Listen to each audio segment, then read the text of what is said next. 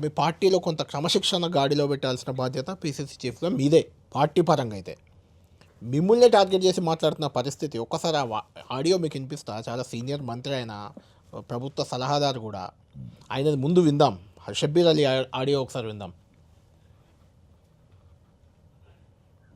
ఎందుకన్నా ఊరు పెట్టుకోమంటారు అన్నాను. ఏమైంది? గడ్డం చంద్రశేఖర్ రెడ్డి అన్న ఎవడన్నా జనరల్ సెక్రటరీ. డబ్బులు పని ఉన్నాయి, ఏం చేస్తాను? బికారి నేను బికారి వాడు డబ్బులు పెడుతున్నారు, తీసుకోండి వాడు. నేను నమ్ముతున్నాను, నాకు ఎవ్వరు లేడన్నా. వస్తుంది వస్తుంది వస్తుంది. నాకు ఇప్పుడు చూసి కళ్ళల్లో నీళ్ళు వస్తున్నాయన్న. సారీ సారీ, నువ్వు వినటంటే ఓకే, దానికి నాకేం బాధ లేదు. గడ్డం చంద్రశేఖర్ రెడ్డి ఎవడన్నా నేను ఎప్పుడో చూసి పరిచయం. కైలాక్షన్ చెప్పారు అట్లా అమ్ముడు పోయి పార్టీ తయారైంది. మనం ఏం చేస్తాం? ఏమన్నా ఇక మేడం ఏం చేస్తుందో వాళ్ళు ఏం చేస్తున్నారు అట్లా వస్తాను. పొద్దున పార్టీ అమ్ముడు పోయే పరిస్థితిలో ఉంది. మిమ్మల్ని కూడా పీసీసీ చీఫ్గా మహేష్ గౌడ్ కూడా ఇట్లా చేస్తున్నాడు, పదవులు డబ్బులకు ఇంకేదో ఏదో కొంచెం బీపు కూడా వేసాం మేము ఆడ. అలాంటి వ్యాఖ్యలు ఒక మాజీ మంత్రి, ప్రభుత్వ సలహాదారు, మరి ఈ సలహాలు మీకు ఇస్తున్నారో మరి ఎవరికి ఇస్తున్నారో నాకు తెలియదు.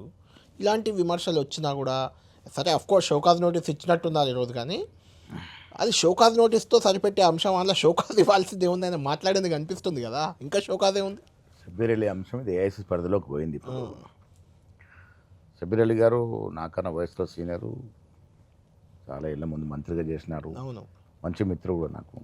మీ జిల్లా కూడా, మా జిల్లా కూడా. అంటే మనం మాట్లాడేటప్పుడు చాలా జాగ్రత్తగా ఉండి మాట్లాడాల్సి వస్తుంది. రాజకీయాలు ఉన్నప్పుడు లేనిదే సృష్టిస్తున్నట్టు జమానా అయ్యాల.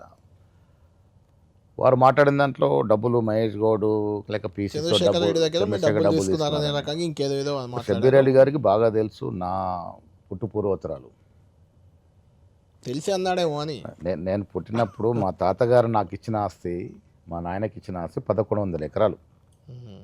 దాంట్లో నక్సలైట్లో ఒక 300-400 ఎకరాలు పనిచేశారు. నేను రాజకీయాల్లోకి వచ్చి ఈ 35 ఏళ్ళలో ఒక 300 నుంచి 400 ఎకరాలు అమ్మాను. 70,000 ఎకరం కూడా అమ్మినటువంటి సందర్భాలు ఉన్నాయి. ఇంకా 300 ఎకరాల పైన నాకు ఆస్తి ఉంది.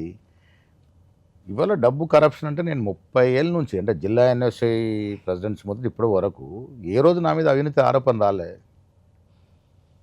డబ్బుతో పాటు ఇంకో వాడు కూడా వాడన్నాడు. అదే మంత్రిగా చేసిన వ్యక్తి అబ్జర్వర్ కూడా ఎందుకు మాట్లాడినా? మరి ఇది మాట్లాడకుండా ఉండుంటే బాగుండేది. మహిళల్ని గౌరవించుకోవాల్సినటువంటి సంస్కృతి మనది. ఆ రకంగా మాట్లాడడం మంచిది కాదు.